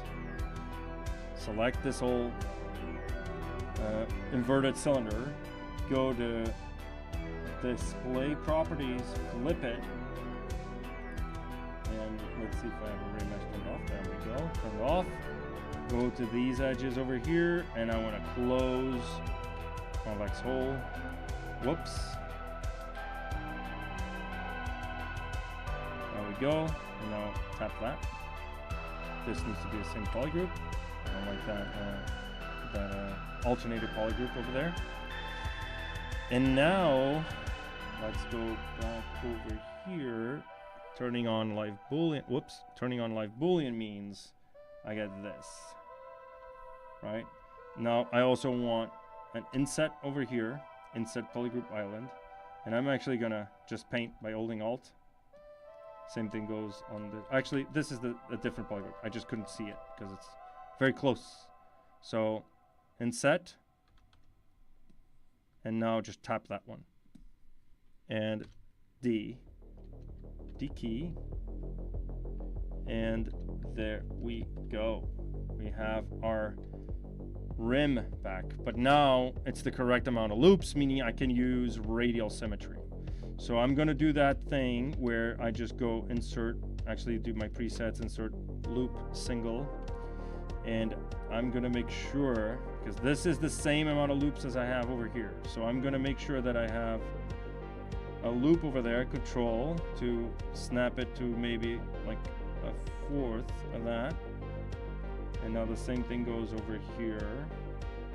Actually, this should be a little thicker, so something like that, right? And now what I can do is using my symmetry, I want to paint one over here and one over there. And I want to go ahead and bridge two polys. I'm going to bridge that one to that one. See that? Great. Will that translate as an issue in a normal map? If you're talking about the Boolean, if you run Bevel Pro, it won't. As long as you don't have any 90-degree angles, you're good to go. Like 90 degrees based off of the face, like the retopoed face, the low poly, and then you have high poly details, right? You can't have high poly details that stand at a 90-degree angle with your low poly cage. Otherwise, that part is not seen by the normals if your normals are not averaged or smooth or soft, depending on which DCC you're using, right? If they're hard normals, it's going to be a straight line, straight curve, straight vector, actually. That's the more correct term. If it's a smooth normal, and let's say the next face on the retopo face is sort of standing like this, then your vertex normal are actually going to capture the detail at an angle, and that's fine. But you're still going to have issues with the 90-degree angle. So the idea is that you run Bevel Pro to avoid those sorts of issues, so it comes through in the normal mode, right? Cool. So now that I have this, I can go ahead and insert a single edge loop, and you can see it's inserting on everything. Or I can do something even crazier. I can actually model this. Let me think a little bit. Let me think. Okay. So one thing I can do is actually go ahead and delete. I can just delete those polygons. And now I could go over here and I can go to edge actions and close. Not close, sorry. Bridge two holes. Right. In the edge actions. And what this allows me to do is I can do this, tap that, and then tap this. And now I can control the curvature. Look at that. Beautiful. Let's say I want something like this. Okay. Or before I even do that, I can go ahead and do insert. Before I even painted that, let's do an insert sort of like over there. Or actually, let's do an insert over there. And delete that one. I want it to be all the way over there in the back. So now with the symmetry, paint that. And now I want to delete those polygons again because it's a white polygroup. So when you hold Alt and you tap, it's just painting a temporary polygroup, right? Whatever action you do, even if it says single poly instead of polygroup, it's going to affect everything that has been painted a white polygon, right? So you don't care about the target at that point. So again, I'm going to do bridge, two holes, let's do round corners. Let's try round corners. So I'm going to do something like this. This is probably a little too much, but if I run this like a, dynamic subdivision, and I'm going to actually crease over here as well. So I'm gonna crease, edge loop partial, bada bing, bada boom, and bada bing, bada boom over here também. And sorry, a Portuguese word just popped out of nowhere. So let's actually go and crease PG. I'm gonna go crease PG. We'll go put the PG. And now we have this weird looking wheel, because why not? Right? Because why the heck not? Right? Obviously, maybe I would probably do this like, I don't know, instead of like by half, like a quarter or something. So maybe I can, obviously this, then I would need to divide this by half and it would be a pain. But this is the idea if you want to go the low poly route, you know?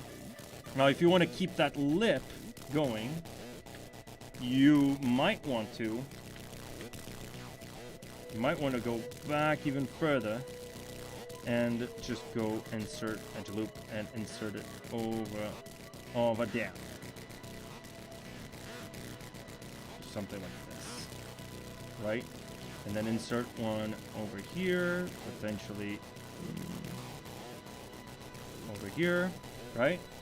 And now I can paint this instead of that at the edge, paint that, and then just delete, and then I can go again, power of the presets, right? I could have just used the preset, but because I'm still not sure if I like the round corners, if I like the one line, so one line would give you, would give you something like that. Oops, let me just bridge.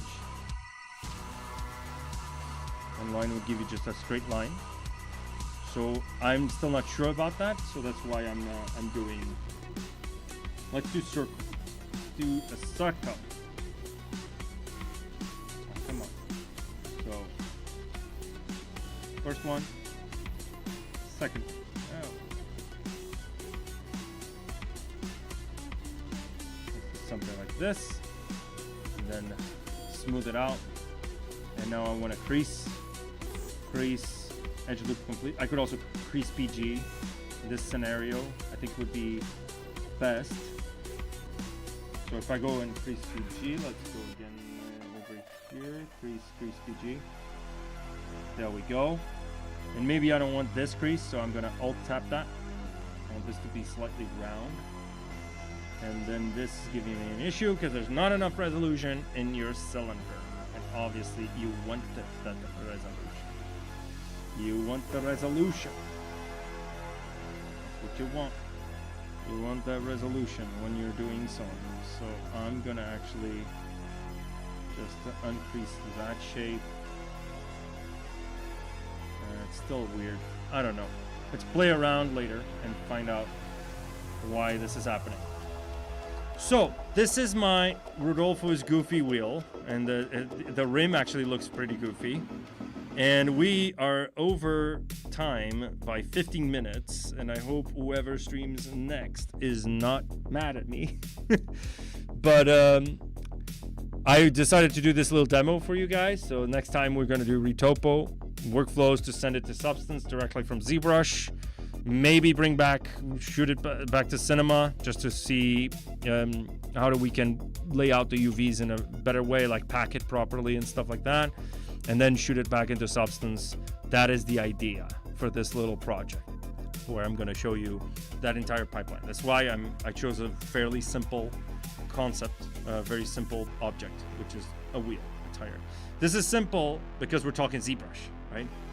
If this was to be modeled, box modeled, especially with all these little details, in any other DCC application that is traditional, you have to have clean topology from the get-go, this would be a freaking nightmare.